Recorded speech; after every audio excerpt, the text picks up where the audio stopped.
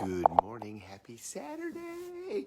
So, last NLP thing for the week, and then tomorrow we'll do a big picture. So, you can actually sliding scale anything that you want to do. So, what do I mean by that? So, take a food that you love. Take a food that you love, put it in front of you, and then ask yourself, what is it about this food that you love? So, like, let's say that it's pizza, and make it be a food that you're addicted to, and say, okay, so let's say it's pizza. What do you love about it? And let's say it's the cheese, the gooiness of the cheese, maybe the type of sausage, pepperoni, whatever it is, if it's mushrooms or if it's whatever, and then intensify it. Show yourself that you can intensify it. What would make it better?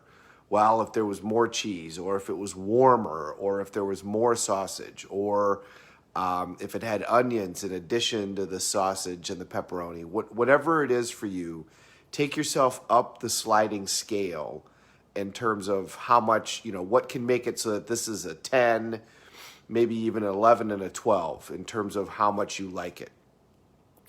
Then take yourself the opposite direction. You can take a food that you're addicted to and make it so that you're not interested in eating that food ever again. So ask yourself, okay, what could I do with the pizza in order to make it, a 5, and then make it a 3, and then make it a 0, and, get creative. Well, if the sausage was raw, if there was anchovies on it, if the cheese wasn't cooked, or if it didn't have cheese, and then now take it into the negative. Well, if the sausage was raw and I had to eat it, you remember I talked to you about, if you've had an experience with, like, say, an alcohol that you drank too much one night and you got sick and then you never touched that alcohol ever again, you can do that with a food that you're addicted to. Ask yourself, let's say it's pizza. What could I experience with this pizza that would make it so that, I wouldn't ever want to eat it again? And a lot of times it would be combining it with a food that you just totally couldn't stand. So what about if liver and onions were on the pizza? Or, what could make it a negative 5, and what could make it a negative 10? You can take yourself up and down, the sliding scale. And you can kind of do this with anything. So think about exercise. Think about running.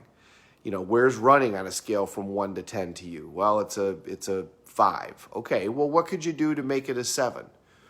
What could you do to make it a 9? What could you do while you were running? Well, if I was listening to music, okay, great. How about a specific music? Or it could be if I was listening to a book, or it could be if I was listening to something motivational. Ask yourself what you could do to increase those things and make it be something you like even more. Well, if I knew after I ran that I would get, X, Y, and Z or whatever.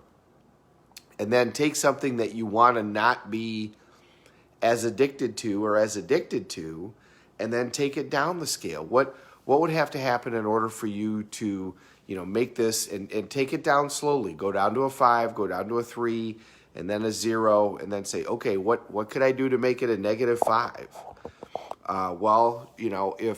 If I had to hear some type of music that you hate, if I had to hear country western music, well, I did it. Or if I had to hear opera, if those are two things that you just really don't like, like with the food, it's usually combining it with a food that you hate.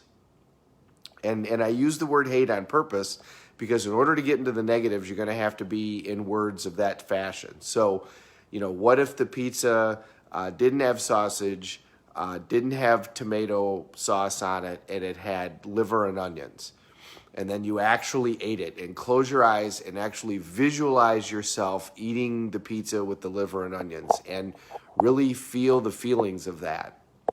What if it had raw tuna on it? Who knows? Whatever it is, for you that can take you to that place. But I want you to know that you can sliding scale things. You can take things that you are addicted to and make it so that you're not as addicted to them. And you can also make it so that, if you go far enough, you won't eat it again. I mean, you can do that. And especially if you're willing to get the items out and experience them.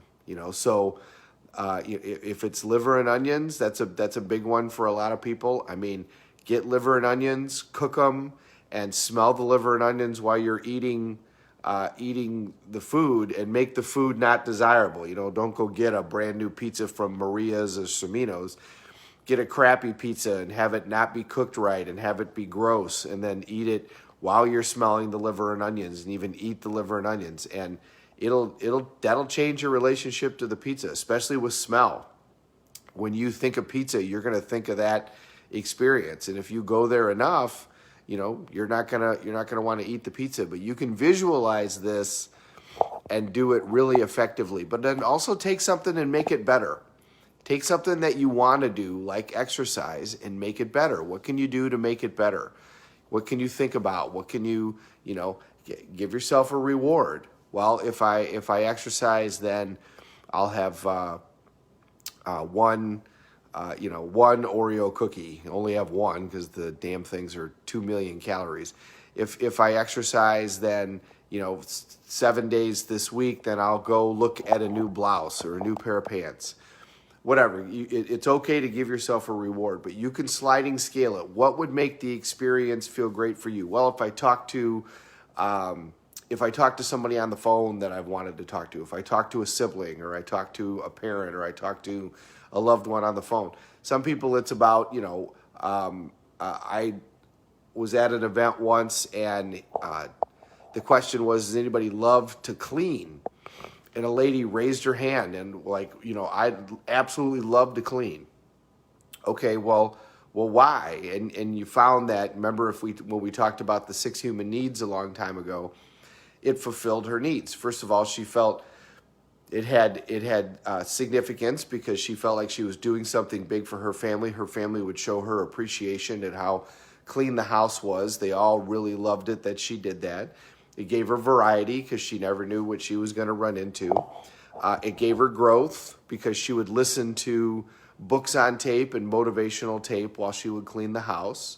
It gave her love and connection because she would also pray for her children while she was cleaning the house. And it gave her contribution because she felt like she was contributing back to them because of that also. So she did all of those things while she was cleaning the house, and hence cleaning the house was wonderful for her. And it really wasn't the cleaning the house, it was all the other stuff. And you can add all the other stuff at any time. So take something that you're not as excited about doing and make yourself excited about doing it.